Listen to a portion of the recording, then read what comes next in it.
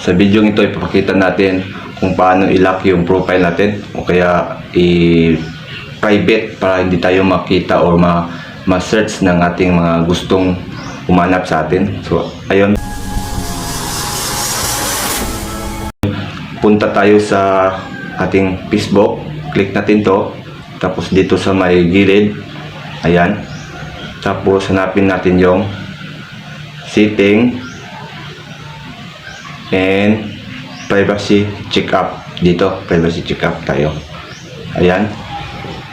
Dito sa sa who can see what you share. Dito may mas importante. Dito click natin yung continue. Ayan. So sa akin only me lahat to kasi ginawa ko private. Kung gusto niyo friends to friends, friends of friends, okay din 'yon para para makita yung mga mga post sa friends mo. So pagkatapos mo maging mag-choice mag-click dito ng only me or kaya friends of friends, pindutin next. Tapos dito sa akin friends to friends, your default audience is set of to friends. This will be your audience for future posts. Sa akin friends lang. So stories, friends, ikaw wala anong gusto mo. Tapos pagkatapos click mo next. Ayan, next.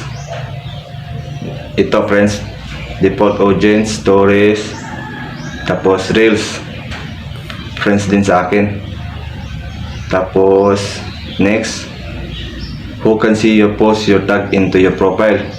So sa akin friends, pwede ding only me. Sa akin friends lang para makita visible sa mga friends natin.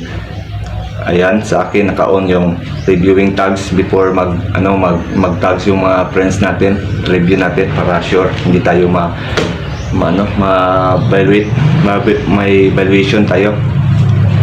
So ayan, so next ito, add to blacklist. Sa akin wala na, may 11 people tayo na block. Tapos na, next. Ayun, review another topic, all set. So ito, proceed tayo sa how to keep your secure account. Ayan, dito password to.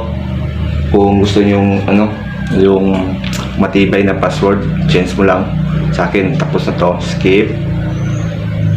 Sa akin tapos na to, skip. Ayan, all set.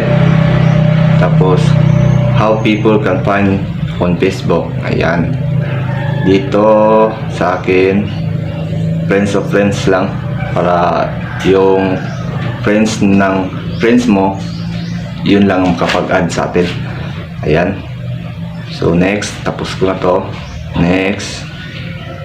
Ayan, people with your phone, people with your email, next sa akin, tapos to.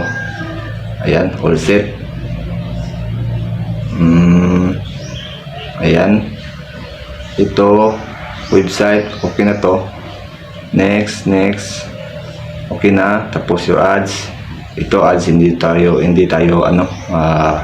naka-monetize, so continue lang. Next natin to. So ayun lang guys, yung importante dito yung who can see what you share, tapos yung how to people find you in the Facebook.